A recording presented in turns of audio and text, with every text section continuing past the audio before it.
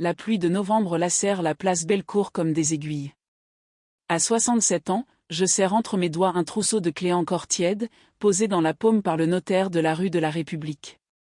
Les clés teintent contre mon alliance que je n'ai jamais enlevée, un souvenir d'une vie d'avant, mais, pour la première fois depuis des années, ce tintement ne me rappelle pas la perte mais l'ouverture. J'avance sous les arcades, le sac en toile contre la hanche, et chaque pas a le poids d'une victoire qu'on n'ose pas fêter trop fort, de peur de réveiller le malheur endormi. Je m'arrête devant la vitrine d'un marchand de luminaires. Les reflets dessinent sur la vitre mon visage strié de rides, une cartographie de tempête et d'accalmie. Je pense à la vie d'huissier glissé jadis sous ma porte à Montchat, aux nuits blanches à calculer des centimes pour payer l'EDF, au rendez-vous à la Banque de France pour un dossier de surendettement que je signais en grelottant, honteuse comme si la pauvreté était une faute.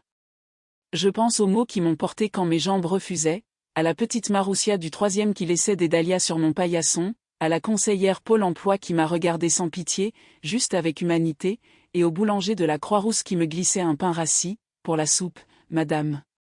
Quand j'arrive sur le quai de Saône, le vent humecte mes joues d'un sel qui n'est pas la pluie. J'ouvre la main. Les clés scintillent comme de petits soleils froids. Je les porte à mes lèvres, et, dans un geste que je ne me connaissais pas, je murmure un merci à la ville, à mes 61 ans tombés si bas, aux heures de ménage, au marché de la Guillotière où j'ai réappris à compter, au matin de formation où j'ai réappris à croire. Ce soir, j'entrerai dans ma maison. Pas grande. Pas neuve. Mais à mon nom. Et chaque carrelage racontera comment une femme peut retisser sa vie avec des fils de courage, de patience, et un amour qu'elle aura d'abord dû offrir à elle-même. Avant de commencer, dites-moi dans les commentaires d'où vous regardez cette vidéo. De Paris, de Lyon, de Marseille, de Bordeaux, de Lille, de Nantes, ou d'un petit village dont vous êtes fier? Écrivez votre ville, votre quartier, et si une phrase de cette histoire touche votre cœur, mettez un cœur bleu. Votre présence compte. Je m'appelle Annelise Moreau, née à Saint-Étienne, installée à Lyon depuis mes 30 ans. À 61 ans, j'ai appris qu'on pouvait tomber sans bruit, comme une armoire qu'on croit solide et qui s'effondre de l'intérieur. Les fissures avaient commencé bien avant la chute, mon petit atelier de retouche et broderie à 2 pas de la place Satonnet survivait à peine au loyer, aux charges, aux chemises jetables des grandes enseignes et aux ourlets à 3 € commandés sur Internet. J'ouvrais à l'aube, je fermais tard, la lampe de bureau ruisselant un halo jaune sur des tissus qui sentaient la lessive et les vies des autres. Les années s'étaient mises à compter à l'envers. Le choc, lui, a un son précis, la voix du propriétaire, poli, presque compatissante, qui annonce l'augmentation du loyer, la lettre qui suit, le recommandé qui confirme. Dans l'atelier, mes bobines alignées semblaient se moquer de moi, petite tour colorée prête à s'écrouler. Je me suis assise, j'ai sorti mon carnet, j'ai fait des colonnes qu'aucun miracle ne faisait se rejoindre. Le mois de décembre arrivait avec ses guirlandes, ses commandes qui auraient pu sauver, mais la trésorerie était un filet d'eau glacée qui s'échappait par une fente invisible. Puis l'accident. Un matin de pluie, je glisse en portant un carton de manteau. Genou tordu, douleur sourde qui s'installe comme une locataire sans bail.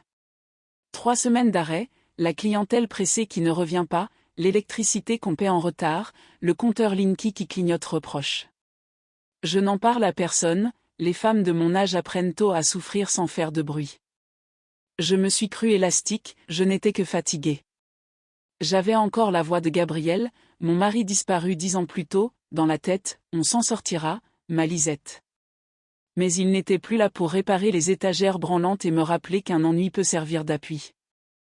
J'allais seule au Crédit Mutuel avec mes classeurs, je souriais trop, comme si la banquière pouvait être rassurée par mes fossettes. Le mot « découvert » est devenu un clapotis permanent. Puis, plus sombre, interdit bancaire. On apprend la honte administrative comme on apprend une langue étrangère, d'abord les mots qui blessent, ensuite la grammaire des renoncements. La Banque de France m'a reçu dans un bureau que je n'oublierai jamais. Une conseillère aux yeux clairs, un dossier de surendettement à remplir, questions sur des factures que je n'osais pas regarder. Je tenais mon sac contre moi, comme on serre un enfant apeuré.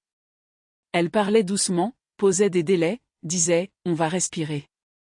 Je hochais la tête, mais mon souffle restait coincé dans la gorge, comme un oiseau sous un verre. En sortant, la rue Servien bourdonnait d'une ville qui travaillait, mangeais, riais, je marchais au ralenti, étrangère à la vie ordinaire. Le soir, à mon chat, dans mon petit studio loué trop cher, je m'asseyais par terre pour trier mes papiers.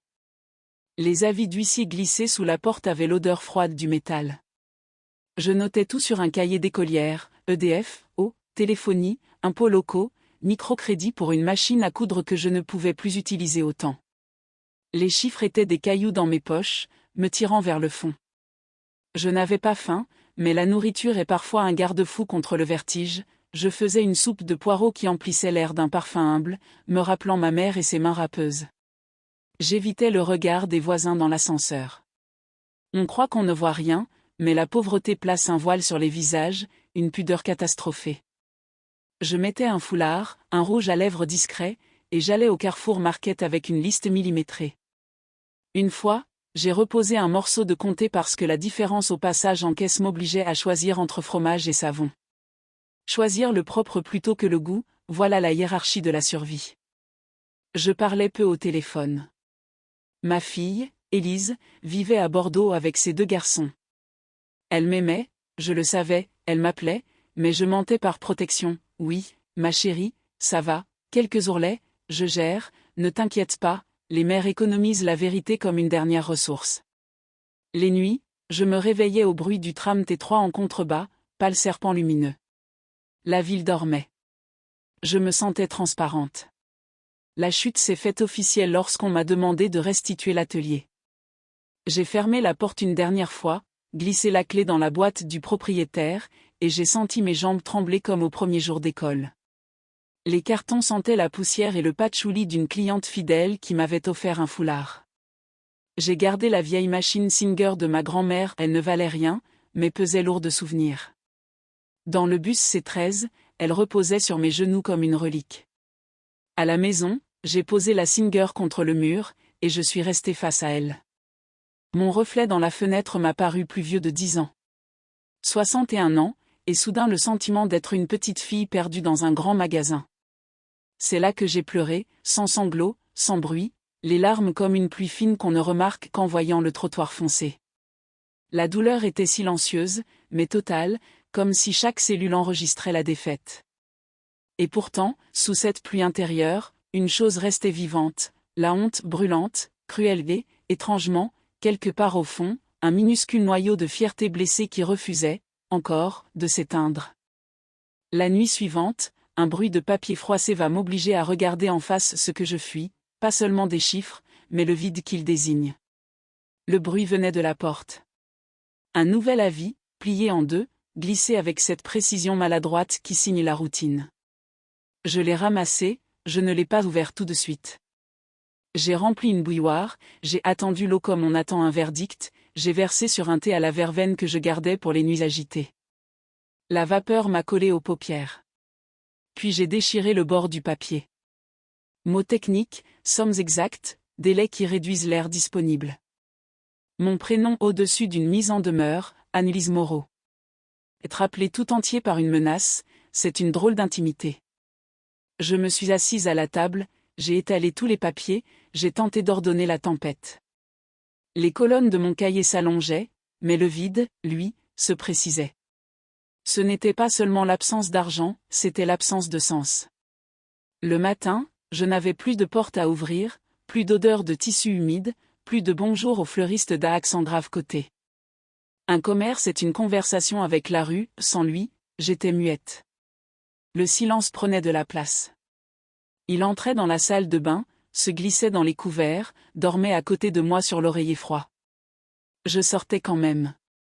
Je marchais le long des berges du Rhône, regardais les étudiants rire près du skatepark, leur voix musicale d'avenir. Je m'asseyais sur un banc, le vent au doigt, et je laissais mon sac vide à mes pieds. Une fois, une femme s'est arrêtée, « Vous avez l'air pâle, ça va ?» J'ai répondu oui, réflexe français, pudeur pavlovienne. Elle a insisté, « J'habite là, si vous avez besoin d'un verre d'eau. » J'ai décliné. De retour chez moi, j'ai regretté, pas l'eau, le geste. Le vide, c'est aussi ça, refuser la main tendue pour rester fidèle à sa solitude. Les factures accumulées ont commencé à définir mes journées. On vit au rythme de ce qui nous effraie.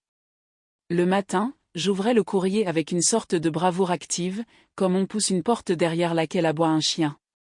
L'après-midi, je faisais des ménages chez des particuliers trouvés via un panneau au Franprix, aide ménagère, référence sérieuse. C'était dur pour mon genou, mais les chaises, la poussière, les citrons pressés dans l'évier pour chasser l'odeur de javel, tout cela me donnait un cadre, un mouvement. On sous-estime la douceur d'un ordre domestique quand la vie chancelle. Le soir, je me trompais exprès d'arrêt de bus pour rentrer par un chemin plus long, passer devant des fenêtres éclairées, glaner des moments de foyer. À travers les vitres, je voyais des silhouettes couper des tomates, des enfants sauter sur un canapé, un homme baiser la nuque d'une femme en passant. La ville offrait des vies complètes comme des vitrines. Je marchais jusqu'à la place Ambroise Courtois, regardais les affiches du Comédia, m'inventais un film où je serais la protagoniste qui traverse une nuit pour plus de jours. Puis le froid me rappelait à la réalité, écharpe serrée, gants troués, je rentrais. J'ai commencé à parler à voix haute chez moi. Une façon d'habiter le silence. Ça ira, Annelise. Tu as déjà fait pire. Respire. Je riais parfois de moi-même. Un rire bref, sec, comme un éternuement. J'ai ressorti la Singer. Je l'ai posée sur la table, j'ai caressé le métal tiède, j'ai changé l'aiguille. Je me suis mise à repriser mes propres torchons, à bâtir des ourlets pour personne.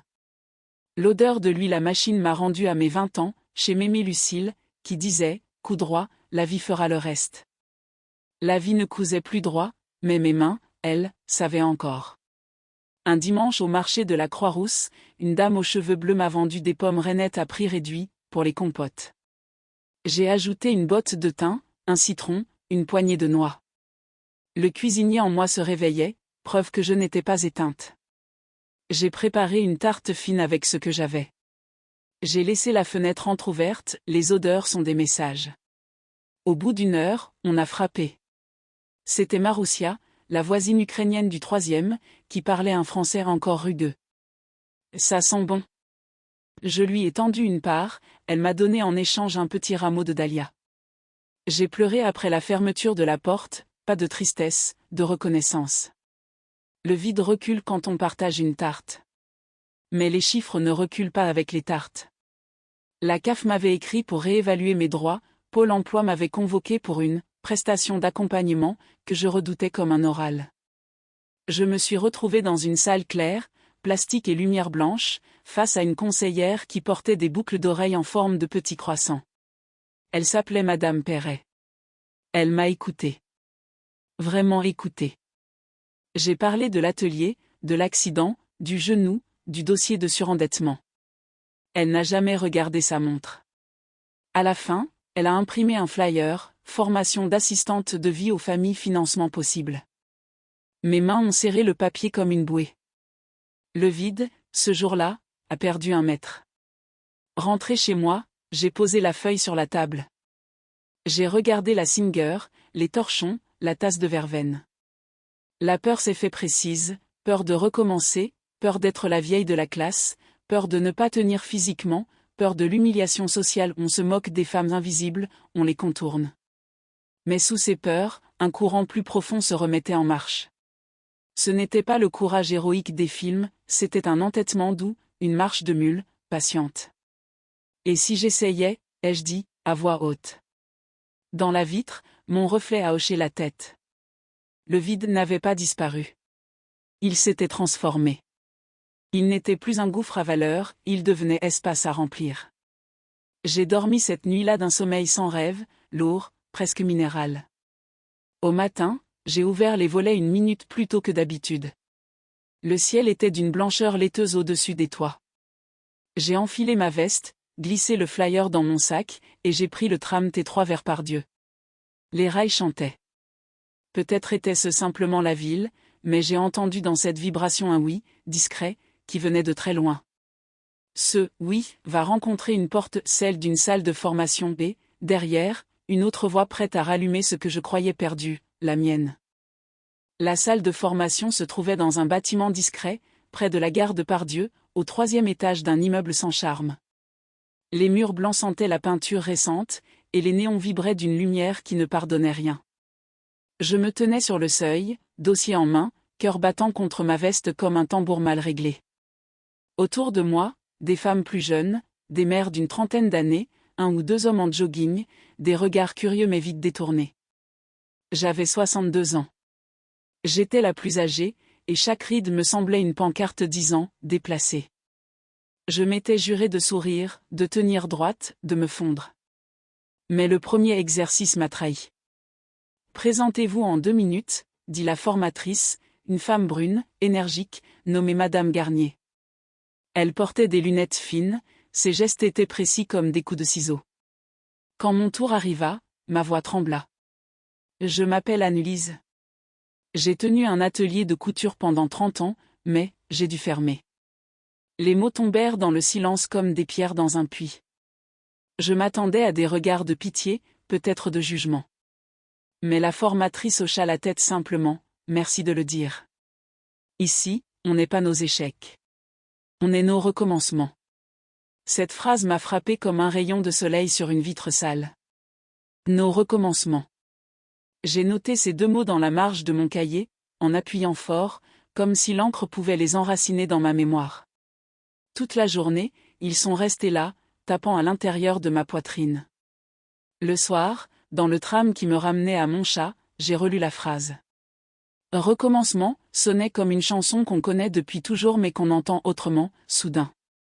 Les jours suivants, la peur n'avait pas disparu. Mais elle avait changé de forme. Elle n'était plus un gouffre, elle était une pente à gravir. Je m'appliquais aux cours, apprendre les protocoles de soins, comprendre les démarches administratives, mémoriser des gestes simples mais essentiels. J'écrivais tout, consciencieusement, comme une élève appliquée. La douleur de mon genou me lançait parfois, mais je la couvrais d'une volonté têtue. Le soir, en rentrant, je révisais devant la Singer posée comme un témoin. Parfois je lui parlais, « Tu vois, mémé, je recommence. » Le point de bascule est arrivé lors d'un stage pratique, dans un EHPAD de Villeurbanne. La première fois que j'ai franchi les couloirs, avec leurs odeurs mêlées de soupe, de désinfectant et de linge propre, j'ai senti une vague de reconnaissance étrange. Les visages ridés, les mains tremblantes, les regards perdus, c'était un miroir de mes propres solitudes. Une résidente m'a attrapé par la manche, « Vous êtes nouvelle, hein? Vous êtes jolie. » Je n'avais pas entendu un compliment depuis des années. Son sourire édenté fut comme une clé. Dans son regard, je n'étais plus une faillite, j'étais une présence. Chaque jour, je gagnais un peu plus de confiance. J'apprenais à lever doucement une personne de son fauteuil, à préparer une chambre avec soin, à écouter une histoire répétée 1000 fois sans montrer d'impatience. Les autres stagiaires allaient vite, moi, j'allais lentement mais avec attention. La cadre de santé l'a remarqué. « Madame Moreau, vous avez quelque chose que les autres n'ont pas, la patience de l'âge. » J'ai rougi comme une collégienne. Pour la première fois depuis longtemps, mon âge n'était pas un fardeau, mais une ressource. Le soir, quand je rentrais, je sentais mes épaules lourdes mais mon cœur plus léger. J'avais retrouvé un rôle. Pas encore un salaire, pas encore une maison, mais une utilité. Et cette utilité valait plus qu'un billet. Elle valait la possibilité de relever la tête dans le bus, de croiser le regard des autres sans détourner le mien. Un dimanche, j'ai appelé Élise, ma fille.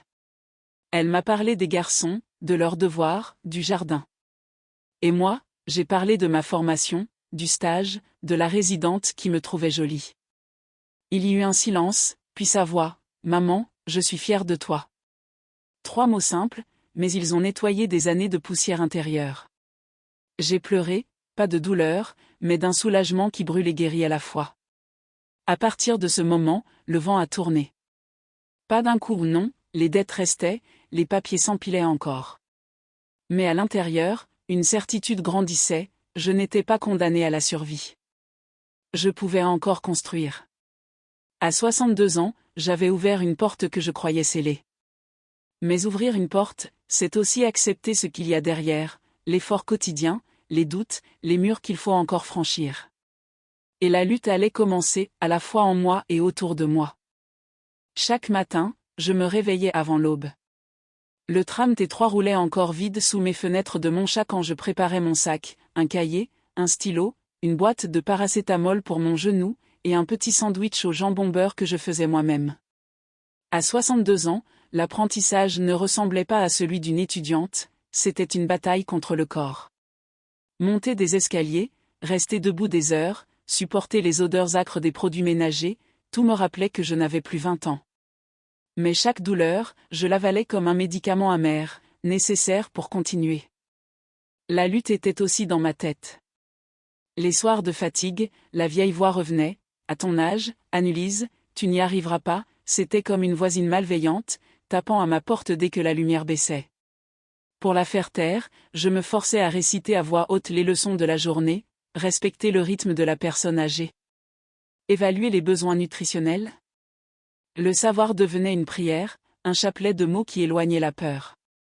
Mais certains soirs, je craquais quand même, je m'asseyais par terre, adossé au radiateur tiède, et les larmes montaient. Je ne pleurais pas ma situation, je pleurais ma fatigue. À l'extérieur, la lutte prenait d'autres visages. La banque d'abord. Les rendez-vous au Crédit Mutuel étaient des épreuves où je me sentais petite face aux chiffres glacés qui défilaient sur l'écran de la conseillère. Elle ne me parlait pas durement, mais ses phrases étaient tranchantes. « Madame Moreau, vous avez encore 3 échéances en retard.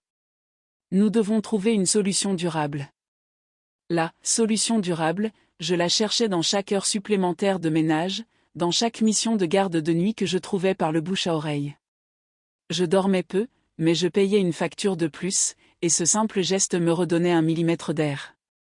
La famille, aussi, était une arène. Élise, ma fille, voulait m'aider.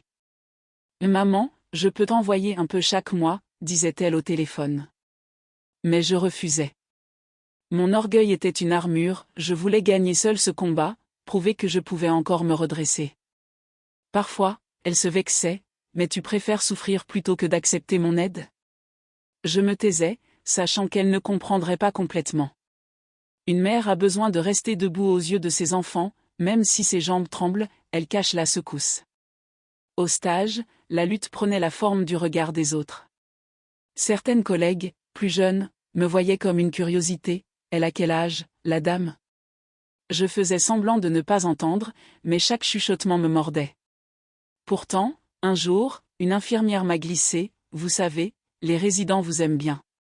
Vous avez une douceur qu'on n'apprend pas en cours. » Cette phrase a guéri d'10 pics de moquerie. Elle m'a rappelé que ma valeur ne résidait pas dans la vitesse, mais dans ma présence. Il y eut aussi la lutte matérielle. Mon studio de mon chat devenait trop petit, trop humide, et le loyer avalait une part monstrueuse de mes revenus. Mais déménager était impossible tant que les dettes m'enchaînaient. Je calfeutrais les fenêtres avec des serviettes, je posais des bols d'eau pour humidifier l'air sec en hiver. La pauvreté apprend l'inventivité.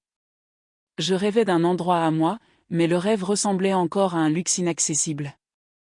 Alors je faisais de mon studio une forteresse provisoire, avec des fleurs séchées offertes par Maroussia et des torchons brodés que j'avais sauvés de l'atelier.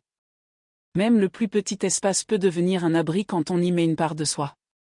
La lutte était enfin sociale. Je sentais le poids des jugements invisibles. Dans les files d'attente, je voyais les regards glisser sur mes chaussures usées, sur mes sacs cabas qui servaient trop longtemps.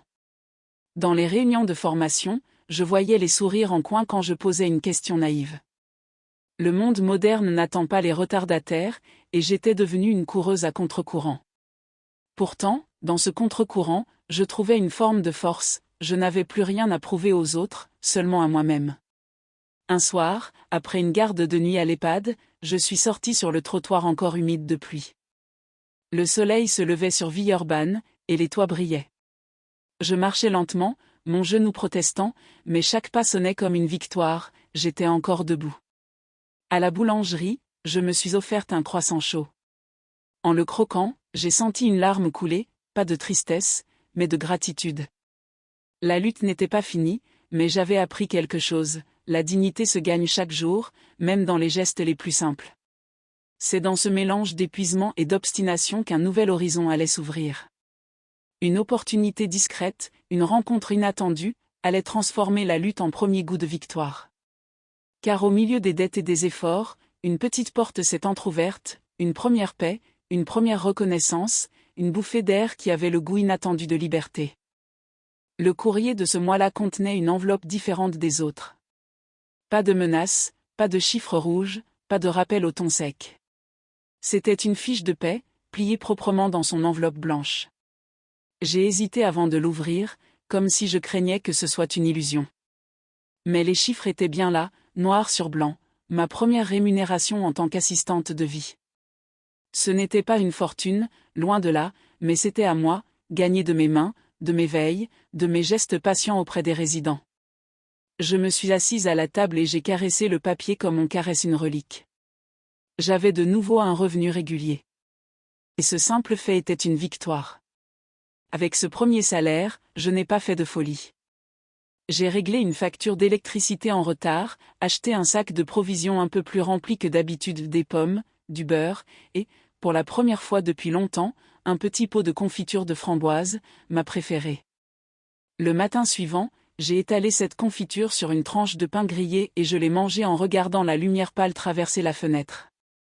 C'était un geste simple, presque banal. Mais pour moi, c'était une fête silencieuse. Le goût sucré était celui de la dignité retrouvée. Les semaines suivantes, d'autres petites victoires sont venues s'ajouter. Une lettre de la Banque de France m'informa que mon dossier de surendettement avait été réévalué, que certains délais étaient allongés. Pour la première fois depuis des années, je pouvais respirer un peu. Chaque échéance payée était comme une pierre retirée de mon dos. Les dettes restaient, mais je les dominais petit à petit, comme on taille une haie envahissante. Le bruit du papier froissé ne signifiait plus seulement menace, il pouvait aussi signifier progrès. À l'EHPAD, la directrice m'a convoqué un matin. J'ai cru que c'était pour un reproche. Mais elle m'a dit, « Madame Moreau, nous avons reçu d'excellents retours des familles. Vous avez une patience rare. Nous aimerions vous proposer un contrat plus stable. » Je me suis surprise à sourire largement, un sourire que je ne connaissais plus. Un contrat. Une stabilité. Ce mot sonnait comme une promesse. En sortant de son bureau, j'ai appelé Élise. Sa voix s'est illuminée, « Maman, tu vois que tu es capable. » J'ai senti sa fierté jusque dans mes os. Le quotidien commença à se transformer. Je n'étais plus une survivante, mais une travailleuse. Je ne marchais plus la tête basse dans les rues de Lyon, je regardais les vitrines, les passants, la ville avec un œil neuf. Même les quais de la Saône semblaient plus clairs. Je me surprenais à m'arrêter devant les petites agences immobilières, regardant les annonces collées aux vitrines. Les prix étaient exorbitants, inaccessibles pour l'instant, mais je restais planté là quelques minutes, rêvant. Pas d'un château, pas d'un appartement luxueux. Juste d'un petit chez-moi, rien qu'à moi, où personne ne pourrait m'expulser. Ma voisine Maroussia remarqua le changement. « Tu as bonne mine, Annelise » me dit-elle en m'offrant une poignée de noix de son jardin. Je lui répondis, « J'ai l'impression de respirer enfin. » Elle sourit de ses yeux fatigués.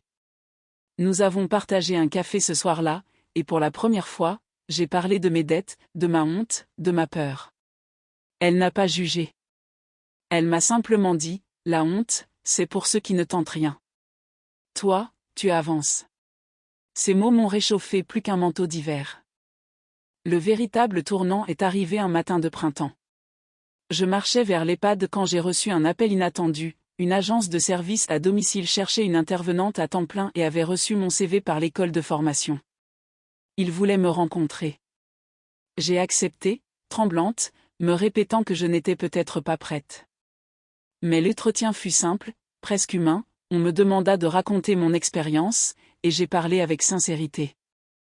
À la fin, la responsable m'a tendu la main, « Bienvenue parmi nous, Madame Moreau. » Ce soir-là, j'ai acheté une petite bouteille de vin blanc et j'ai trinqué seule, devant ma table. J'ai ri en levant mon verre vers le plafond, « À toi, Gabriel.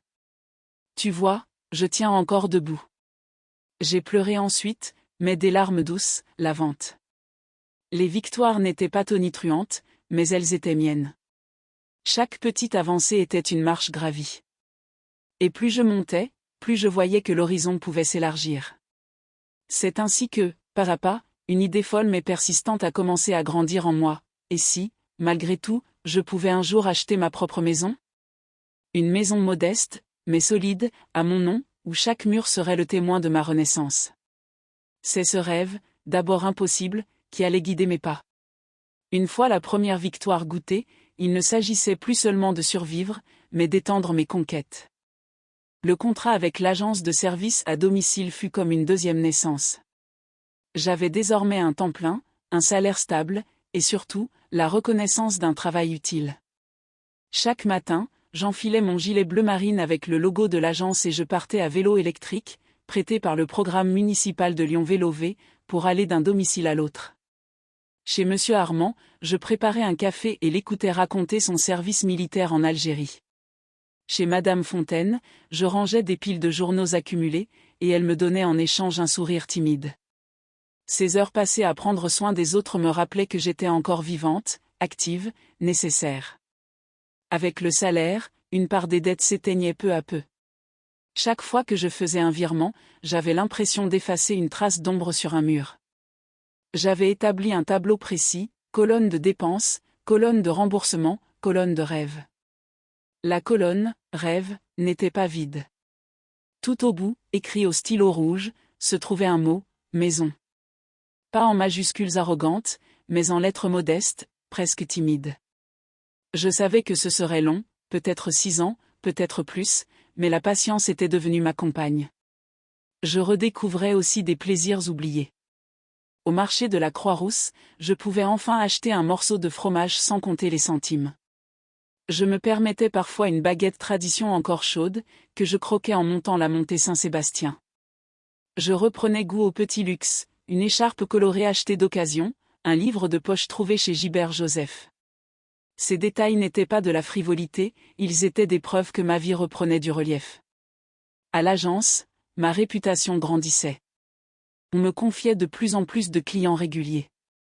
La responsable, une femme énergique nommée Claire Dubois, me dit un jour, « Annelise, vous êtes précieuse pour nous. Vous êtes fiable, douce, et les familles vous adorent. » Ces mots, je les ai rangés dans mon cœur comme on range un bijou. Je n'avais pas cherché à briller, j'avais simplement fait mon travail avec honnêteté. Mais cette honnêteté était en train de construire quelque chose de plus solide que l'or, une confiance sociale. Peu à peu, j'ai commencé à penser à l'avenir autrement que comme une survie. Je me suis inscrite à un petit programme de la Caisse des dépôts qui expliquait comment épargner, un jour, accéder à la propriété. Dans une salle de réunion impersonnelle, on nous parlait de prêts, de taux, de plans d'épargne logement. J'étais la plus âgée du groupe, mais je notais tout avec une concentration fébrile. Le soir, chez moi, je recopiais les chiffres, je simulais des échéances. Pour la première fois, j'osais faire des plans à long terme. Mes relations aussi s'étaient élargies. Maroussia, ma voisine, était devenue une véritable amie. Nous partagions des repas simples, des confidences, des rires. Elle me disait souvent, « Annelise, tu as changé. Tu brilles de nouveau. » Moi qui m'étais crue transparente, j'existais de nouveau dans le regard des autres. Même Élise, au téléphone, me disait, « Maman, je t'entends sourire. » Ça faisait longtemps.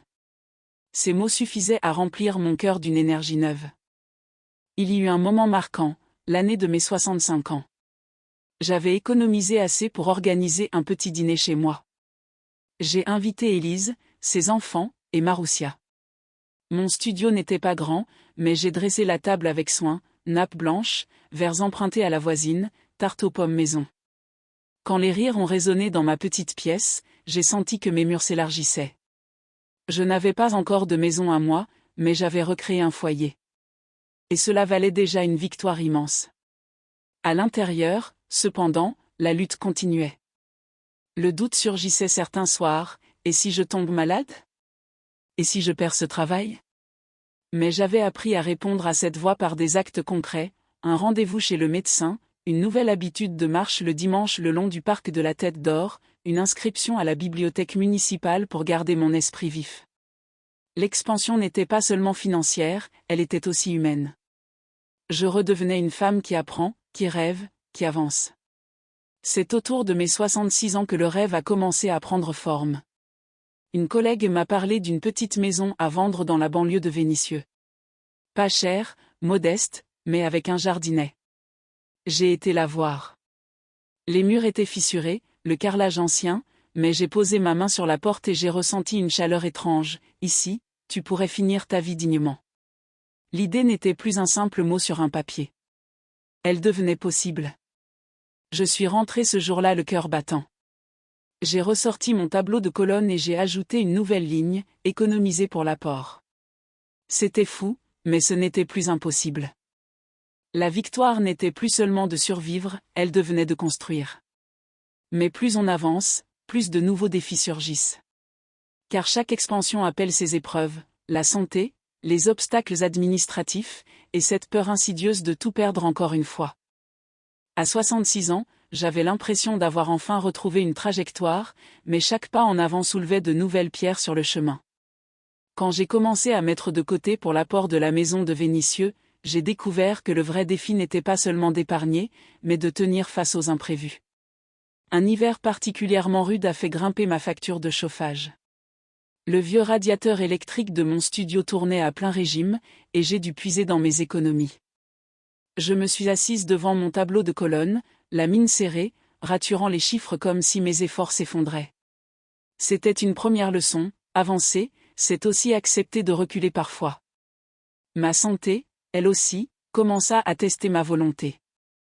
Mon genou, abîmé depuis ma chute des années plus tôt, se rappelait à moi. Les longues heures debout, les escaliers chez les clients, les trajets à vélo électrique. Tout cela laissait des traces. Un matin, alors que je soulevais une caisse de linge, une douleur vive m'a traversé la jambe, me clouant au sol quelques secondes. La peur a jailli, et si mon corps me trahissait au moment où j'avais besoin de lui plus que jamais? J'ai consulté un médecin au centre de la Pardieu. Il m'a parlé de kinésithérapie, de repos, de prudence. Mais comment se reposer quand chaque heure travaillée compte? La bataille entre mon besoin de santé et mon besoin de survie devint un dilemme quotidien. À l'agence, les responsabilités grandissaient. On me confiait davantage de clients, parfois des cas lourds, des personnes grabataires, des familles exigeantes.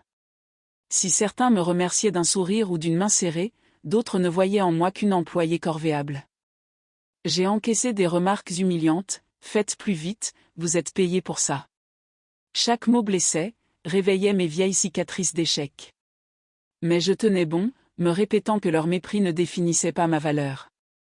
Pourtant, certains soirs, en rentrant, je m'asseyais sur mon lit, et je sentais mes larmes trembler.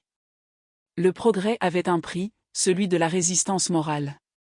Administrativement, les obstacles s'empilaient aussi. La banque exigeait des garanties que je n'avais pas. On me parlait de stabilité d'emploi sur plusieurs années, de taux d'endettement maximal, de dossier solide. Les mots bureaucratiques me semblaient des barrières hautes comme les tours de la Pardieu. Je rassemblais mes fiches de paie, mes relevés, mes attestations. Chaque rendez-vous bancaire me faisait transpirer.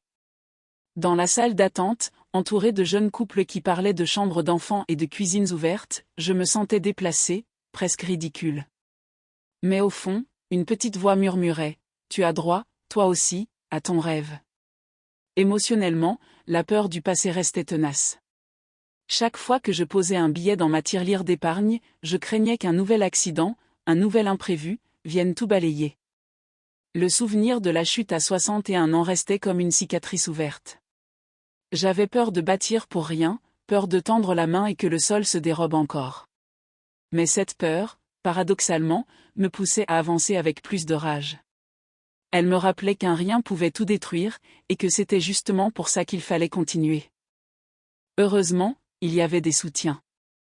Maroussia, ma voisine, devenait ma confidente.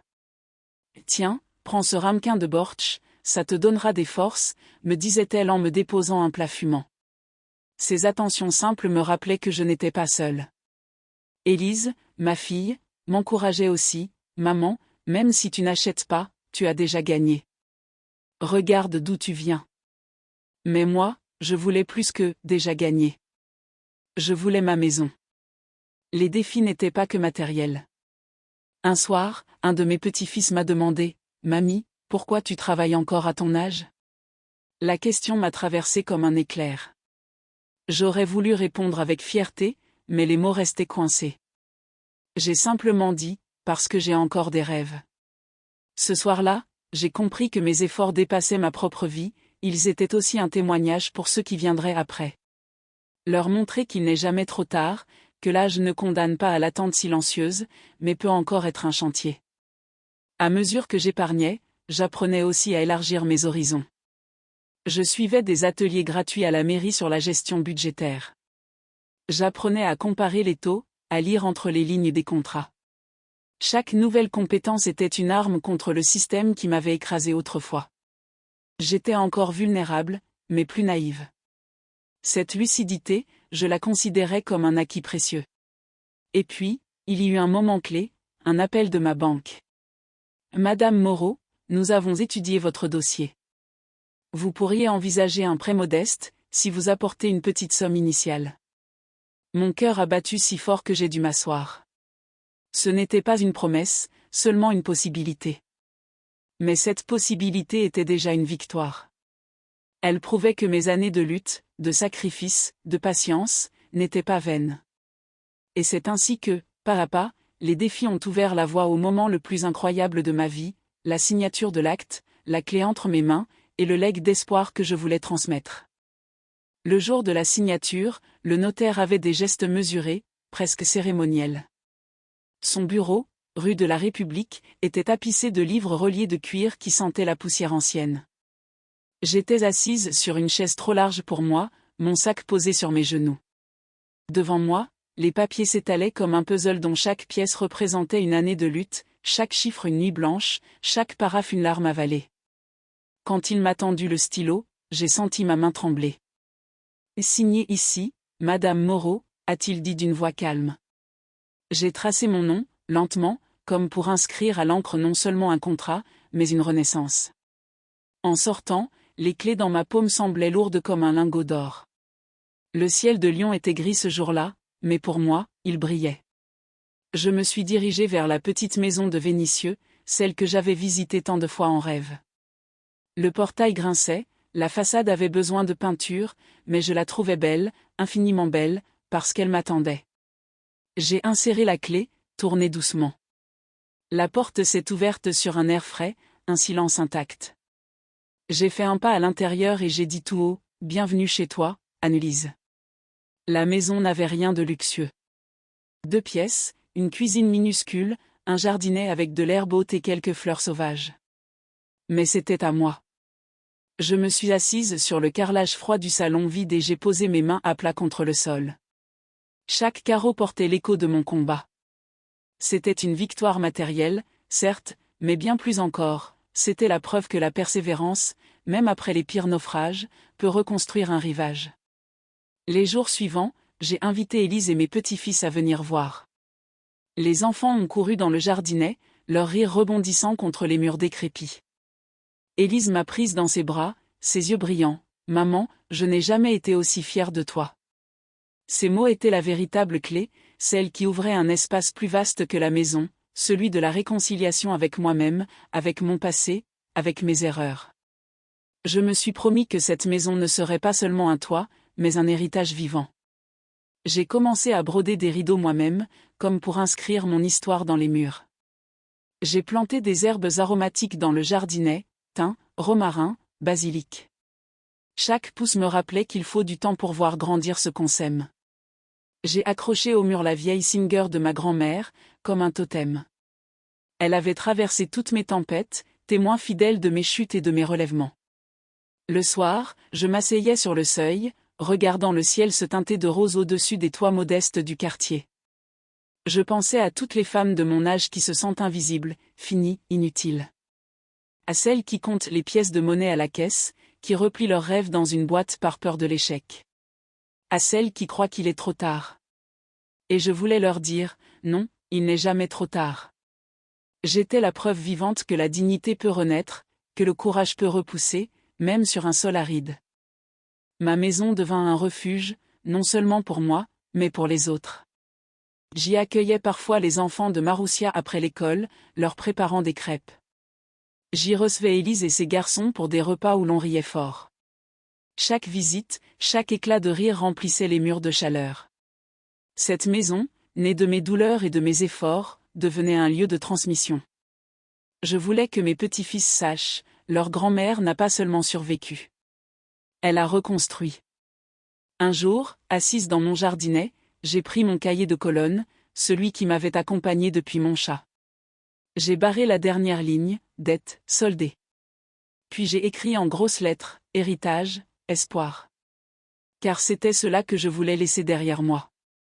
Pas une fortune, pas des biens matériels immenses, mais un exemple, celui d'une femme qui, à 61 ans, était tombée dans le vide, et qui, à 67 ans, avait gravi assez de marches pour entrer dans sa propre maison, la tête haute. Aujourd'hui encore, quand je ferme ma porte le soir, j'entends au loin le bruit du tram, je sens l'odeur des lilas de mon voisin, et je souris. J'ai transformé mes défaites en victoires, ma honte en dignité, mes dettes en racines.